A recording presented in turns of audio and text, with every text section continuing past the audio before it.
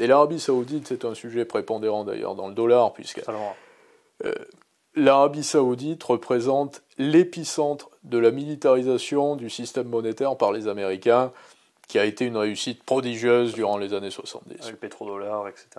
Avec le pétrodollar, qui est quand même la plus belle création, la grande supercherie monétaire du siècle passé.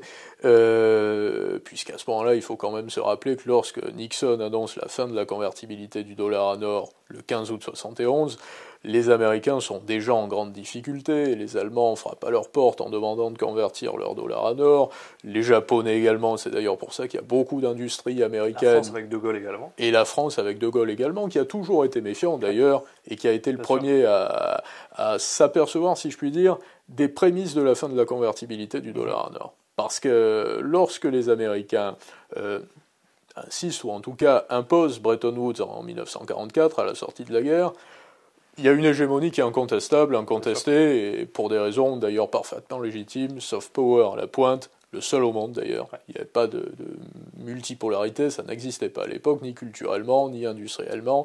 Et déjà à ce moment-là, la parité fixe des autres monnaies vis-à-vis du dollar était un système qui ne pouvait pas être équitable. Donc les codes étaient viciés dès le départ, et De Gaulle s'en était aperçu dès les années 50. Sans compter les réserves d'or que les États-Unis avaient, ce qui leur permettait effectivement d'imposer le dollar, parce que c'était un étalon dollar-or en réalité. Absolument. Donc les individus ne pouvaient pas changer leur billet contre de l'or, mais d'abord contre du dollar pour ensuite aller chercher de l'or. Et c'était les banques centrales qui pouvaient aller chercher de l'or. Absolument. Et le problème, c'est que quand De Gaulle s'en rend compte, il envoie la marine française. Là, on se rend compte qu'il n'y a pas suffisamment d'or. Pourquoi ? Parce que les États-Unis avaient émis énormément, notamment pour financer la guerre au Vietnam. Donc là, effectivement, le 15 août 71, Nixon n'a pas d'autre choix que de mettre fin à la convertibilité du dollar en or, parce qu'il allait se rendre compte qu'il n'y avait plus d'or. Et donc, pour rendre l'or au pays, contre le dollar, parce que c'était une dette libellée en or, du coup, bien sûr, c'était compliqué. En conservant une hégémonie en contrepartie. Et la valeur du dollar par rapport à la once d'or.